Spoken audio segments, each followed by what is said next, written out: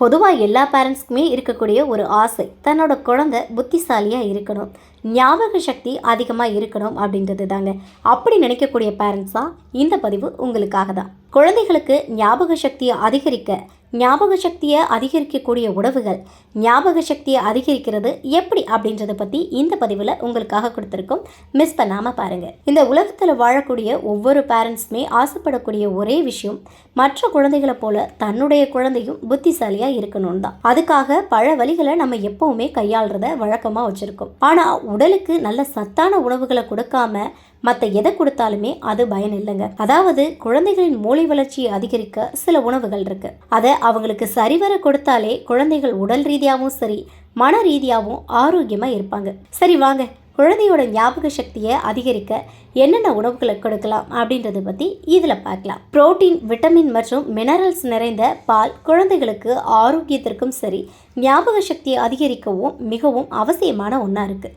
குழந்தைகள் தினமும் ஒரு கிளாஸ் பால் குடிக்கும்போது அவங்களுடைய எலும்புகளின் ஆரோக்கியம் மேம்படுத்தப்படுது.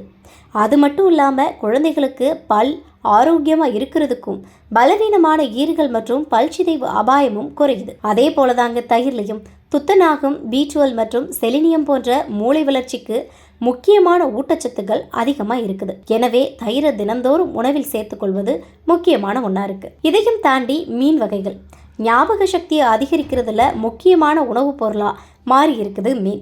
இது மட்டும் இல்லாமல் பிற கடல் உணவுகளையும் சொல்லலாம். ஏன்னா அதில் மூளை வளர்ச்சியை அதிகரிக்க உதவக்கூடிய புரோட்டீன், துத்தநாகம், இரும்பு, கோலின், அயோடின் மற்றும் ஒமேகா 3 கொழுப்பு அமிலங்கள் போன்ற ஊட்டச்சத்துக்கள் நிறைந்து இருக்குதுங்க.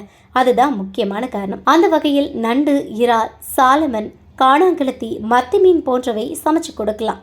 வாரத்துக்கு 2 முறை அல்லது 3 முறை கூட குழந்தைங்களுக்கு கொடுக்கலாம். இதில் பாதரசம் அதிகமாக உள்ள தூணா மற்றும் வால் மீன்களை குழந்தைங்களுக்கு கொடுக்கறத தவிர்க்கலாம். மீன் உண்பவர்களுக்கு சாம்பல் சத்து அதிகமாக இருக்கிறதாவும் ஒரு ஆய்வில் நிரூபிக்கப்பட்டிருக்கு. தினசரி உணவில் நம்ம முட்டை சேர்த்துக்கிறதுனால எவ்வளோ நன்மை இருக்குன்னு நான் சொல்லி உங்களுக்கு தெரிய வேண்டியதில்லை.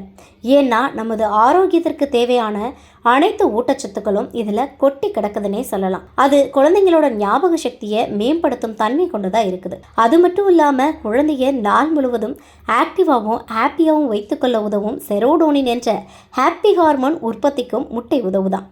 எனவே தினசரி ஒரு முட்டையாவது உங்கள் குழந்தைக்கு சாப்பிட கொடுங்க. வால்நட் மற்றும் பாதாம் போன்ற நட்ஸ் வகைகள் விட்டமின் E, துத்தநாகம், ஃபோலேட், DHA, இரும்பு மற்றும் புரதம் அதிக அளவில் இதில் காணப்படுது. இதை குழந்தையின் மூளைக்கு எரிபொருளை அளித்து நினைவாற்றலை மேம்படுத்தவும் குழந்தைகளின் மனநிலை மாற்றங்களை கட்டுப்படுத்தவும் உதவுது. மேலும் இது மூளையில் ஏற்படக்கூடிய அல்சைமர் என்று சொல்லக்கூடிய மறதி நோய் குழந்தைகளை தாக்காம பாதுகாக்குது.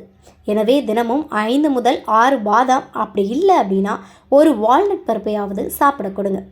இதில் குறிப்பாக பார்க்க வேண்டிய விஷயம் என்ன அப்படின்னா, பாதாம் பருப்பை ஊற வச்சு அதோட தோலை நீக்கிட்டு தான் கொடுக்கணும்.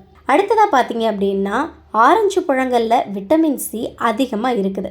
இது ஆரோக்கியமான மூளைக்கு மிகவும் முக்கியமான சத்துன்னே சொல்லலாம். ஆரஞ்சு பழங்களை சாப்பிட்றதுனால குழந்தைகளின் செயல்திறன், ஞாபக சக்தி அதிகரிக்குது. அதனால வாரத்தில் 3 முறையாவது ஒரு முழு ஆரஞ்சு பழத்தை கண்டிப்பாக குழந்தைங்களுக்கு சாப்பிட கொடுங்க. குழந்தைகளுக்கு கொடுக்கும்போது அதில் இருக்கக்கூடிய விதைகளை நீக்கிட்டு கொடுக்கறதுக்கு மறந்துடாதீங்க. உங்கள் குழந்தையும் புத்திசாலியாக ஞாபக மறதி இல்லாமல் இருக்கணும்னு ஆசைப்பட்றீங்களா? நிச்சயம் இந்த பதிவு உங்களுக்கு யூஸ்ஃபுல்லாக இருக்கும். தேங்க்யூ.